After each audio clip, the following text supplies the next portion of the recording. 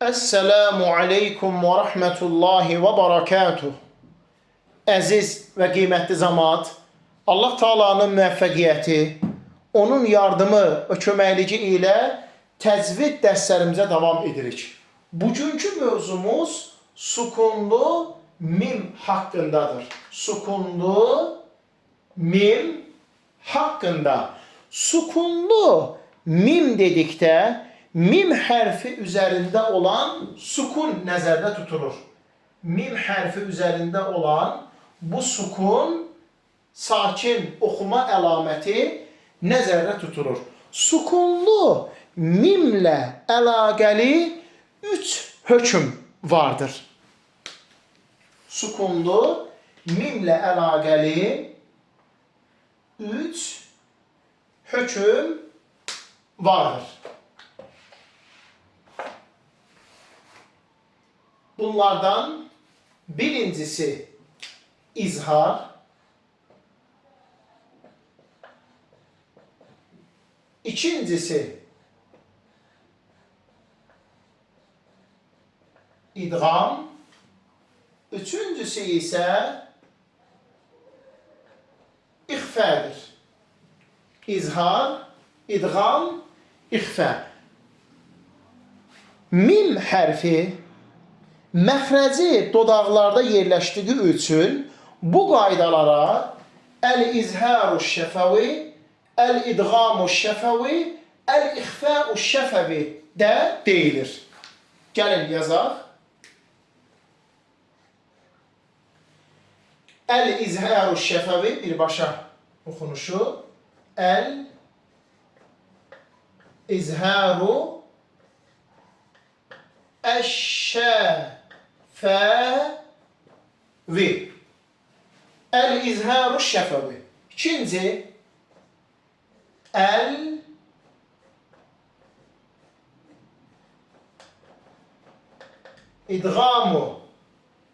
əş-şəfəvi.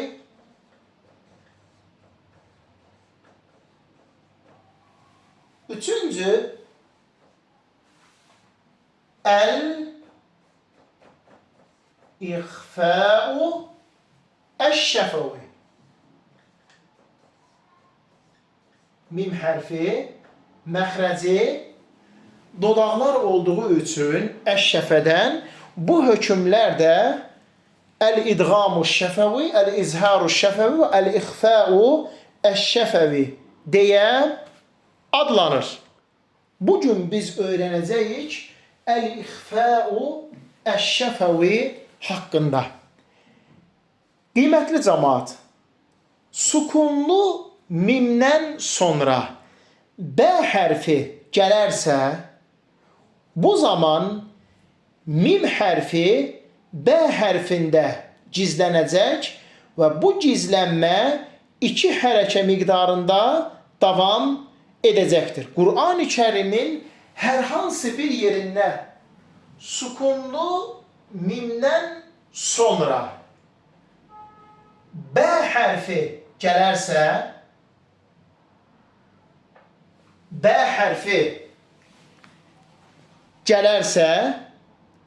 bu zaman əl-ixfəu əş-şəfəvi qaydası baş verəcəkdir. Mim hərfi B hərfində gizlənəcəkdir və bu gizlənmə 2 hərəkə miqdarında uzadılaraq davam edəcəkdir.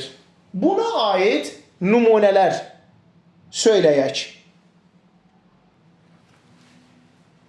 Minhum bəl bu şəkildə oxunur. Yazılarkən minhum bəl deyə yazılır.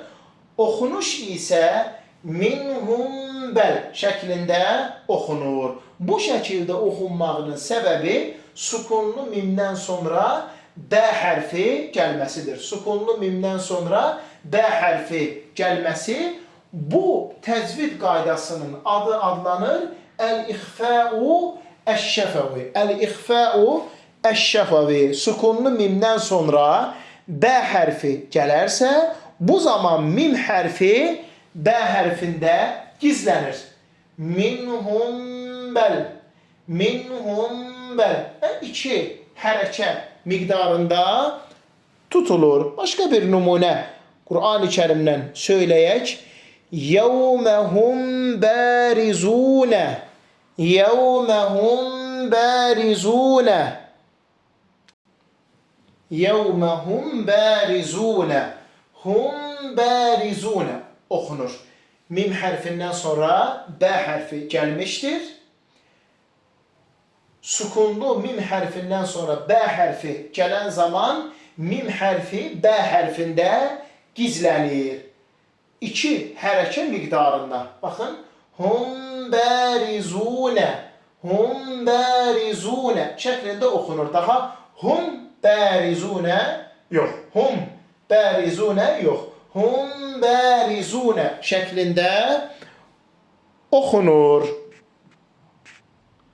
Bu qaydanı bildirmək üçün mim hərfinin üzərində sukun işarəsi qoyulmur. Bu qaydanı bildirmək üçün mim hərfinin üzərində sukun işarəsi qoyulmur.